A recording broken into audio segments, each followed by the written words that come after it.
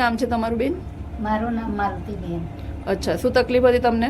સોરિયાસિસની અચ્છા. ચામડીની બીમારી. કેટલા સમયથી હતું? એ 16-17 વર્ષથી. અચ્છા, તમને અહીંયા નિરામય સ્વાસ્થ્યનો કોણે તમને એડ્રેસ આપ્યું? અમારો જમાયો તો એણે આહવાડાની. અચ્છા, પછી અહીંયા આવ્યા પછી ડૉક્ટર યોગેશ માણીએ આપને શું શું સલાહ આપી, તમે કઈ રીતના કર્યું?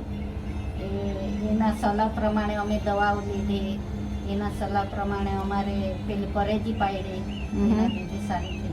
અચ્છા, તમને સારું થયું? કેટલો ટાઈમ થયો?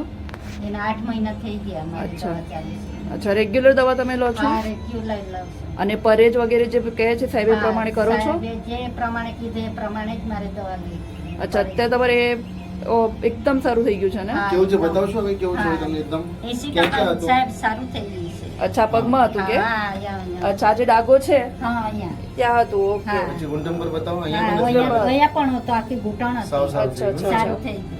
હવે ઓકે, તમારે ઓકે. જમાને પણ જે જમાઈને માથામાં જે હતું હા, સ્કાર્ફ એ સોરાયસિસ, એકદમ. એ પણ સારું હા, કીધું. સારું. તમારું પણ હા સારું થઈ ગયું. અમારું પણ સારું થઈ ગયું. અચ્છા, જેમને લોકોને આ તકલીફ છે રોગ માટે, તમે એમને કંઈક મેસેજ આપશો? હા, એને હું આ 2 જણાને હું લઈ આવીશું અહીંયા. અચ્છા. સરસ, સરસ. હા.